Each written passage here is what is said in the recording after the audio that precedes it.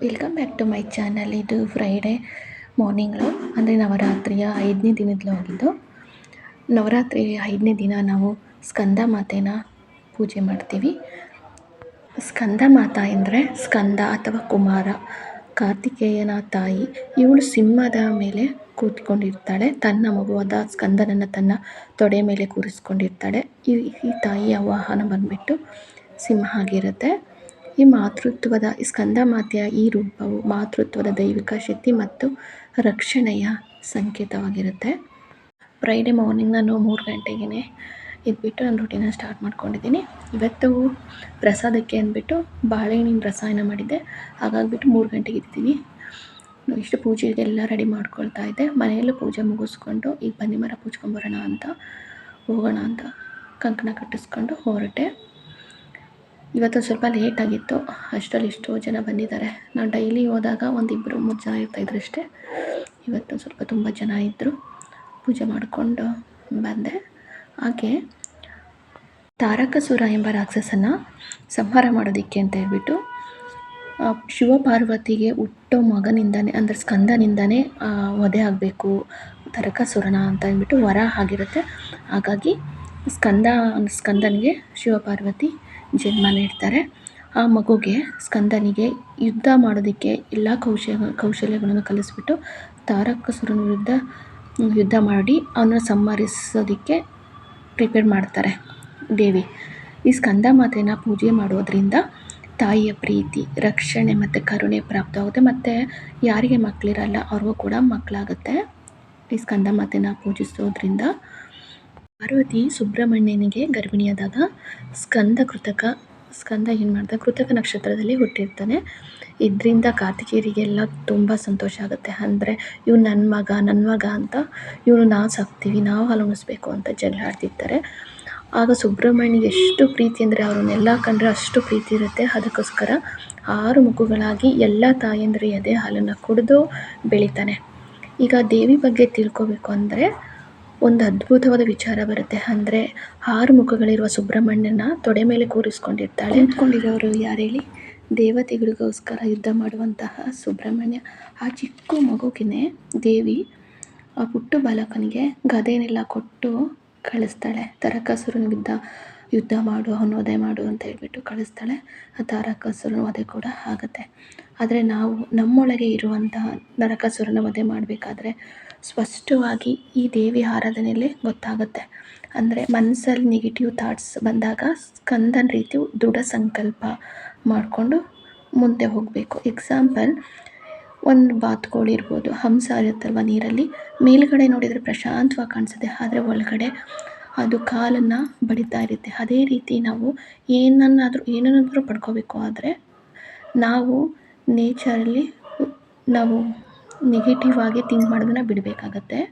ಹಾಗೆ ಈ ಕಥೆಯಲ್ಲಿ ಗೊತ್ತಾಗುವಂಥ ವಿಚಾರ ಏನಂದರೆ, ನಾವೇನಾದರೂ ಒಂದು ಒಳ್ಳೆ ಕೆಲಸ ಮಾಡೋದಕ್ಕೆ ಹೋದಾಗ ರೂಢಾಗಿ ಬಿಹೇವ್ ಮಾಡಬಾರ್ದು. ಕಿರ್ಚಾಡ್ಕೊಂಡು ಹೆಂಗೆ ಬೇಕೋ ಹಂಗೆ ರಾಕ್ಷಸ ಥರ ಆಡ್ಕೊಂಡು ಅದನ್ನು ಗೆಲ್ಲಬೇಕು ಅಂತ ಹೊರಟ್ರೆ ಅದು ಆಗೋದಿಲ್ಲ. ಅದಕ್ಕೋಸ್ಕರ ಹೊರಗಿನಿಂದ ನಾವು ಹೇಗಿರ್ತೀವಿ, ತಾಳ್ಮೆಯಿಂದ ನೆಮ್ಮದಿಯಾಗಿ ಆರಾಮಾಗಿ ಪ್ರೀತಿ ಭರಿತರಾಗಿ ಸಮಾಧಾನವಾಗಿ ಮಾಡಿದರೆ ಎಲ್ಲ ಕೆಲಸನೂ ಆಗುತ್ತೆ. ನಾವೇನಾದರೂ ಪಡ್ಕೋಬೇಕು ಅಂದಾಗ ಸಿಗ್ತಾ ಇಲ್ಲ, ಏನೇನೋ ಅಡೆತಡೆಗಳು ಬರ್ತಾ ಇದೆ, ಆಗ್ತಾ ಇಲ್ಲ ಅಂತ ಹೇಳ್ಬಿಟ್ಟು ಸುಮ್ಮನೆ ಕೂತ್ಕೊಂಡ್ರೆ ಆಗೋದಿಲ್ಲ. ಕೆಲವು ಜನಗಳು ನಮ್ಗೆ ಅಡೆತಡೆ ಮಾಡ್ತಿದ್ದಾರೆ, ಕಿರಿಕಿರಿ ಮಾಡ್ತಿದ್ದಾರೆ ಅಂತ ಹೇಳ್ಬಿಟ್ಟು ಡಿಸ್ಟರ್ಬ್ ಆಗೋ ಬದಲು ಅದನ್ನು ನಿಂತು ಭೇದಿಸ್ಬೇಕಾಗತ್ತೆ. ಅಂದರೆ ಎದುರಿಸ್ಬಿಟ್ಟು ನಮ್ಮ ಗುರಿನ ನಾವು ಮುಟ್ಟಬೇಕಾಗತ್ತೆ ಅಂತ. ಮತ್ತು ನಾನು, ನನ್ನ ಗಂಡ, ನನ್ನ ಮಗ ಚೆನ್ನಾಗಿದ್ದರೆ ಸಾಕು, ಯಾರ ಬಗ್ಗೆನೂ ತಲೆ ಕೆಡಿಸ್ಕೊಳೋದು ಬೇಡ ಅಂತ ಕೂತಿದ್ದಿದ್ರೆ ತಾರಕಾಸುರನ ಸಂಹಾರ ಕೂಡ ಆಗ್ತಿರಲಿಲ್ಲ. ಹಾಗೆ ಈ ಕಥೆ ಕೂಡ ನಡೀತಾ ಇರಲಿಲ್ಲ. ಆದರೆ ಅವರು ಪಾರ್ವತಿ ಮತ್ತು ಶಿವ ಇಡೀ ಎಲ್ಲ ದೇವಾನುದೇವತೆಗಳ ರಕ್ಷಣೆಗೋಸ್ಕರ ಮಗನಿಗೆ ಜನ್ಮ ನೀಡಿ ಆ ಚಿಕ್ಕ ಮಗನಿಗೆ ಯುದ್ಧ ಮಾಡೋದಕ್ಕೆ ಆವಾಗಲೇ ಪ್ರಿಪ್ರೇಷನ್ ಮಾಡ್ತಾರೆ. ಆ ಚಿಕ್ಕ ಮಗನಿಗೆ ರೆಡಿ ಮಾಡಿಬಿಟ್ಟು ಯುದ್ಧ ಮಾಡೋದಕ್ಕೆ ತಾರಕಾಸುರನ ಸಂಹಾರ ಮಾಡೋದಕ್ಕೆ ಕಳಿಸ್ಬಿಡ್ತಾರೆ. ಆದರೆ ನಾವಾಗಿದ್ದರೆ ಏನು ಮಾಡ್ತೀವಿ ಹೇಳಿ? ನಾನು, ನನ್ನ ಗಂಡ, ನನ್ನ ಮಕ್ಕಳು ಚೆನ್ನಾಗಿದ್ದರೆ ಸಾಕಪ್ಪ, ಯಾರೇನಾದರೂ ಆಗಲಿ ಅಂತ ಅಂದ್ಕೊಳ್ತೀವಿ. ನಾವು ಹೇಗಿರ್ತೀವೋ ನಮ್ಮ ಕೈಲಾದಷ್ಟು ಅಕ್ಕಪಕ್ಕ ನಮ್ಮ ಸುತ್ತಮುತ್ತ ಇರೋರಿಗೆ ನಮ್ಮ ಕೈಲಾದಷ್ಟು ನಾವು ಹೆಲ್ಪ್ ಮಾಡಬೇಕು.